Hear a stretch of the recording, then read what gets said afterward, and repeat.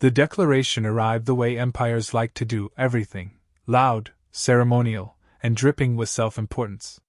It burst into every screen, every satellite, every civilian implant from Earth to the outer colonies, a radiant projection of alien glyphs rotating around a towering figure wrapped in gold and ivory armor.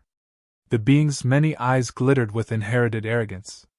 Behind it loomed the sigil of the 13th Galactic Empire, an emblem older than human civilization itself. By the unbroken mandate of the Imperial Throne, the herald announced, its voice layered with artificial gravitas. The species designated Homo sapiens is hereby declared a destabilizing anomaly. Your uncontrolled expansion, refusal to submit to oversight, and persistent military development constitute an existential threat. The glyphs flared brighter. Effective immediately, the Galactic Empire declares a state of total war. Your fleets will be neutralized. Your leaders removed. Your worlds brought to order. Resistance is. The feed cut. Not because Earth jammed it. Because someone laughed. The sound echoed through the United Terran Defense Assembly, low, rough, and unmistakably human. It wasn't the laugh of a fool or a madman. It was the laugh of someone who had just been handed confirmation of something long suspected.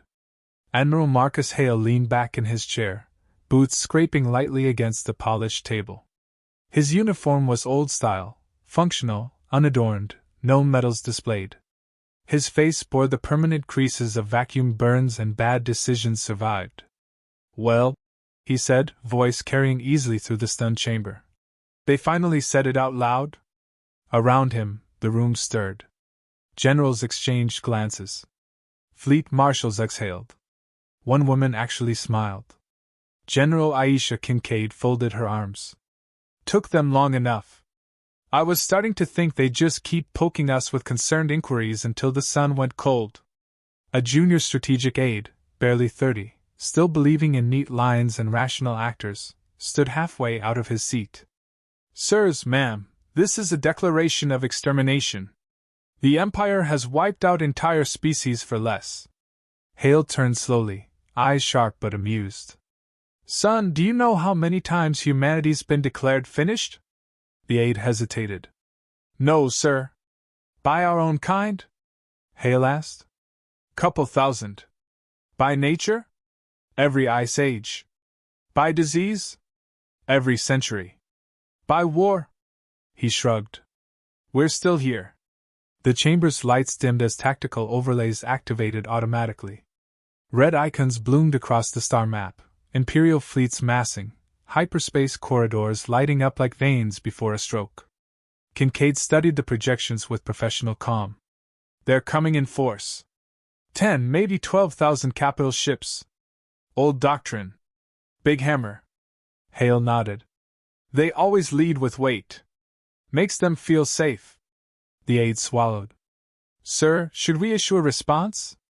A condemnation? An appeal to the Council?" Hale chuckled again, softer this time.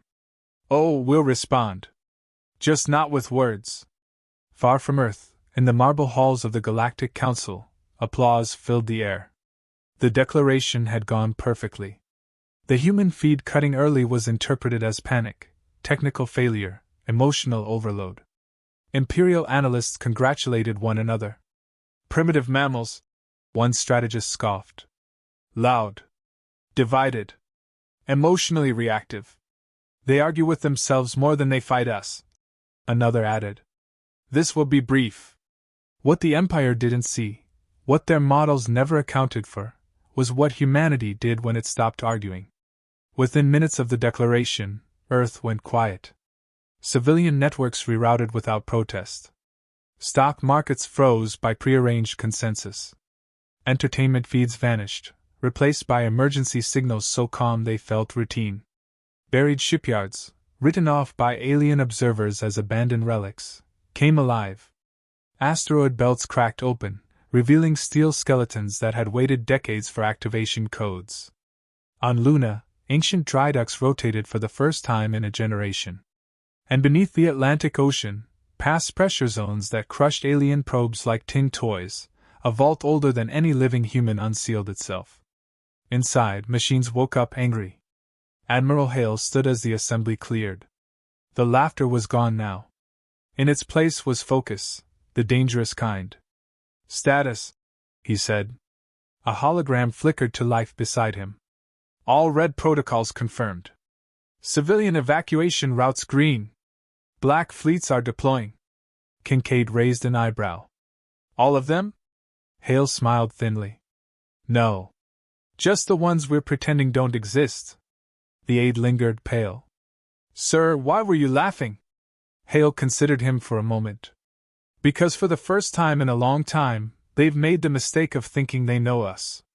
He leaned closer. That's when humans do their best work.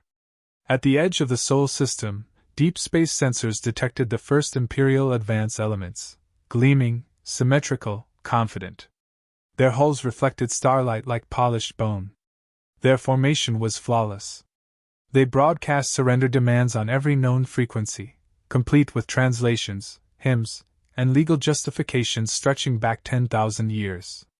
On Earth, no one answered. The Imperial Admiral frowned. Increase signal strength. Still nothing. Then, finally, a reply. One channel. Open frequency. No encryption. A human voice came through, casual, almost bored. Hey, it said. Just so we're clear, this is the part where you think we're scared, right? The Imperial Admiral sneered. Identify yourself. There was a pause. A faint background hum. Doesn't matter, the human replied. But before you get any closer, quick question. What? Do you believe in warning shots? The Admiral laughed. Fire. Before the command could finish transmitting, space itself seemed to flinch. Something unfolded between the fleets. Not a ship, not a weapon, but a tearing absence, a black seam in reality that swallowed light and sensor data alike. 3 Imperial cruisers vanished mid-formation. No explosion. No debris. Just gone. Alarms screamed across Imperial bridges. The human voice returned, polite now. That was the warning shot. Back on Earth, Admiral Hale watched the live feed and allowed himself a small, satisfied smile. Ladies and gentlemen, he said softly, welcome to the part of history they don't survive. And across the galaxy, for the first time in 10,000 years, the Galactic Empire felt something unfamiliar. Uncertainty. The Galactic Empire did not retreat. Empires rarely do when pride is wounded. They double down. They prove a point. And the 13th Empire had ruled for 10,000 years by answering uncertainty with overwhelming violence. The order rippled through their command lattice. Total engagement. Space ignited. Plasma lances carved burning lines across the void, each one capable of turning a city into glass. Thousands of them fired in perfect synchronization, a radiant wall of annihilation rolling toward the Sol defensive perimeter. From the Imperial bridges, it looked decisive. Then the human ships appeared. They didn't emerge in formation. They didn't announce themselves. They simply were, dropping out of impossible angles, folding out of shadows, bursting from microjumps so violent they would have torn alien hulls apart. They were ugly vessels. Blocky. Asymmetrical. Scarred like barfight veterans. No smooth curves. No ceremonial plating. Every surface screamed function over beauty. An Imperial sensor officer stared at his display. These hulls, they're reinforced for collision. The Admiral turned slowly. Collision with what? The answer arrived at relativistic speed. A human cruiser slammed directly into an Imperial battleship, ignoring its shields entirely. The impact folded the alien vessel in half like wet paper. Both ships detonated, but the human wreckage was already deploying escape pods and boarding torpedoes before the explosion finished blooming. They're ramming us, someone whispered. No, another corrected, voice shaking. They're boarding us. Human assault pods punched through hulls, magnetic clamps biting deep. Hatches blew inward. Smoke flooded pristine corridors that had never known intruders. Imperial honor guards charged, energy pikes blazing. They died screaming. Human Marines poured through the breaches wearing black composite armor scratched with old kill marks. They moved fast, violent, efficient. Their weapons roared instead of hummed, slug throwers, shotguns, coil rifles tuned for close-quarters brutality. One Imperial captain watched a human reload calmly behind a fallen pillar. "You fight without grace," the captain hissed. The human grinned through bloody teeth. "We're not here to dance." He pulled the trigger. Across the battlefield, chaos spread. Imperial targeting systems failed as space itself began to misbehave. Gravity wells flared where none should exist. Communications fractured into static and ghost echoes. The Empire's doctrine relied on control, perfect information, perfect formations, predictable escalation. Humanity brought mess. Admiral Hale's voice cut through Terran command channels. "Release the auxiliaries." That was when the war stopped looking like a war. Old pirate clans on the fringe, long suppressed by Imperial patrols, received anonymous data packets containing ship schematics, jump routes, and something far more valuable, Imperial vulnerabilities. Mercenary fleets that hadn't seen real pay in decades suddenly found their accounts overflowing with Terran credits backed by actual industrial output, not promises. Rebel systems that had been quietly crushed for centuries felt their planetary shields flicker, then drop. The Empire had declared war on humanity. Humanity had subcontracted it. Imperial supply lines burned. Convoys vanished. Patrol fleets were ambushed by ships flying no flags at all. Everywhere the Empire had relied on fear and routine, humans introduced opportunity. An Imperial strategist slammed a clawed hand onto a hollow table.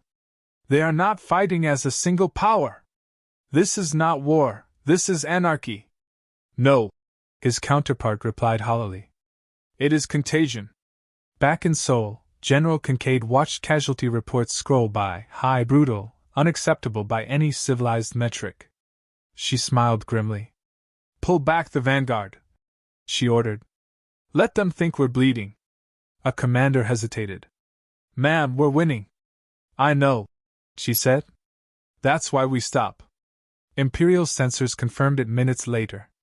Human ships disengaged, falling back behind defensive lines, abandoning wreckage, leaving bodies in space. The Empire exhaled. "They break," the Admiral declared. "Press the advantage." The second wave surged forward, older, heavier capital ships reserved for final domination. That was when humanity revealed what it had been protecting. The stars ahead of the Imperial fleet flickered. Then split. From the dark between systems, vessels emerged that had never appeared on any alien record. Massive, angular silhouettes wrapped in heat scars and gravitational distortion. No insignia. No transponder codes. Black fleets. A junior Imperial officer whispered, "Those ships, they're older than our empire." Hale's voice echoed across the open channel, cold now. "We built those when we were still killing each other over dirt and gods." The black fleets didn't fire immediately. They waited. Then space folded again. Entire Imperial task groups vanished into collapsing gravity traps. Stars were weaponized, forced into unstable fusion spikes that tore fleets apart with radiation storms no shield could stop. An Imperial commander screamed, "This violates every treaty!" Hale replied without hesitation, "You should have read the fine print. We signed none of them." The Empire's confidence shattered. This wasn't a battle. It was a controlled demolition. And somewhere deep within Imperial command, an ancient truth surfaced too late. Humanity was not reckless. They were patient. They were letting the Empire exhaust itself, bleeding strength, burning legitimacy, exposing every weakness. And the worst realization of all? The humans were still holding something back. The Empire did not collapse in fire and spectacle. It unraveled. At first, it was dismissed as coincidence. A logistics hub failed to report in. A border fleet vanished without a distress call. A governor delayed taxes, then stopped responding altogether. The Galactic Council blamed pirates, then rebels, then internal sabotage. They refused to say the word human. But the data was merciless. Every system that fell had one thing in common: centuries of imperial pressure, forced compliance, cultural erasure, quiet massacres buried under bureaucratic language. Humanity wasn't just fighting fleets. They were auditing history. The real turning point came at Kairos Prime. Kairos was more than a capital. It was myth made solid, birthplace of emperors, throne of divine right, wrapped in defensive layers so ancient even imperial engineers treated them like natural laws. To lose Kairos was to lose the idea that the empire was inevitable. Imperial command believed humanity would never dare touch it. Humanity dared. The announcement was brief, broadcast on open channels across half the galaxy. Admiral Marcus Hale appeared, unadorned, eyes tired and cold. "We're not here for your throne," he said. "We're here for your certainty." Then the feed cut. Human fleets did not bombard Kairos Prime. They didn't crack continents or boil oceans. They landed. Dropships tore through the atmosphere like falling guillotines, slamming into districts never meant to see war. Imperial orbital defenses, designed for elegant fleet battles, struggled to track targets that moved like predators, not chess pieces. Human boots hit sacred stone. Imperial legions surged forward in ceremonial armor, banners unfurled, officers shouting commands rehearsed for centuries. They died in alleyways. Human infantry fought like a people who had learned war the hard way, street by street, room by room, turning infrastructure into weapons. Power grids became traps. Transit tunnels became killing grounds. Every system built for order was inverted into chaos. In the shattered remains of the Grand Archive, General Aisha Kincaid stood face to face with an imperial noble, his once pristine robes soaked in ash and blood. "You are defiling history," he hissed. "You are monsters." Kincaid wiped soot from her cheek.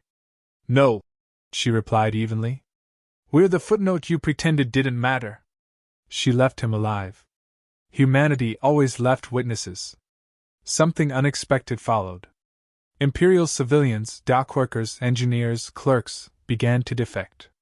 Humans fed them. Treated their wounded. Armed those who asked. Listened when they spoke. The Empire ruled by fear. Humanity ruled by choice. A captured Imperial general finally understood it while watching human medics prioritize alien children over their own wounded. "You corrupt order," he whispered. A medic glanced up, exhausted. "Order that needs terror to survive deserves to die." Deep beneath the palace, the Empire prepared its final answer. The Throne Protocol. A failsafe older than memory. If Kairos Prime fell, the planet would be erased in an antimatter cascade, denying humanity victory and preserving the myth that the Empire chose its own ending. The countdown began. Imperial commanders smiled through the panic. Even in defeat, they would decide the shape of oblivion. Then the countdown stopped. Every screen in the palace flickered. A human engineer appeared, face shadowed, voice casual, sipping from a dented metal flask. "Yeah," he said. "So, we found your doomsday button." He shrugged. "And fixed it." Silence followed. Not an explosion. Not chaos. Just silence. Across the galaxy, Imperial bloodlines screamed. The antimatter cascade didn't detonate outward. It turned inward. Gene-locked. Surgical. Absolute. Emperors collapsed mid-decree. Princes convulsed on golden thrones. High nobles clawed at themselves as ancient genetic markers burned their cells apart. Only the ruling caste died. No cities burned. No world shattered. The Empire's head was simply removed. On Kairos Prime, the fighting stopped as Imperial soldiers stared at their fallen commanders in mute horror. Weapons clattered to the ground. Admiral Hale's final message echoed across the system. "We could have erased everything," he said quietly. "We didn't." His eyes hardened. "Remember that difference." Human fleets withdrew within hours. No parades. No flags. No speeches. Just absence. In that absence, the Empire collapsed under its own weight. Systems declared independence overnight. Suppressed species rose. Ancient AI wardens, long imprisoned for questioning imperial authority, rebooted with a single Terran message etched into their cores. You were right to resist. In the ruins of the palace, an imperial archivist recorded the truth history would never forgive. Humanity did not conquer the Galactic Empire. They ended a mistake that had lasted 10,000 years. And at last, the galaxy understood why the human generals had laughed. The war had never been about territory. It was about erasing arrogance from the future. Years later, the galaxy told stories. They said humans laughed when war was declared because they had already survived worse plagues, ice ages, civil collapses, genocides they had inflicted and endured. They said human ships looked ugly because beauty was a luxury, survival wasn't. They whispered that humans fell in love during invasions, cracked jokes under bombardment, and never, ever forgot a debt. The Empire, the Great 13th, lay in fragments. New governments rose cautiously, careful not to repeat old mistakes. Former vassals governed themselves. Reclaimed worlds flourished. Imperial relics roamed space like ghosts, part weapon, part witness. Every system remembered what happened when humanity arrived, and every species learned the same lesson: underestimate humans at your peril. On Earth, the remnants of the United Terran Defense Assembly became legends. Admiral Marcus Hale retired to a quiet coastal city, watching waves crash against the shore that had survived so much. Age lined his face, but his eyes still burned with the quiet fury of someone who had stared into the heart of empires and laughed. General Aisha Kincaid visited him once, bringing a bottle of cheap whiskey. She handed it over silently, sitting beside him. "Do you think they learned?" she asked. Hale took a slow sip, letting the salty wind wash over him. "Doesn't matter," he said after a long pause. "Which is?" she pressed. "That being underestimated," he said, voice low, "is the most dangerous weapon in the universe." They sat in silence. Above them, the stars burned peacefully, soft and indifferent. But humanity's mark on the galaxy was permanent. They had not conquered, not ruled, not dominated. They had done something far subtler, far more terrifying. They had rewritten the rules. Every fleet, every soldier, every human that had laughed when war was declared left a legacy. Planets whispered of them. Systems trembled at the memory of their ingenuity. And somewhere, in the dark reaches beyond the map, alien strategists recalculated, terrified that the next time humans laughed, it might be at them again.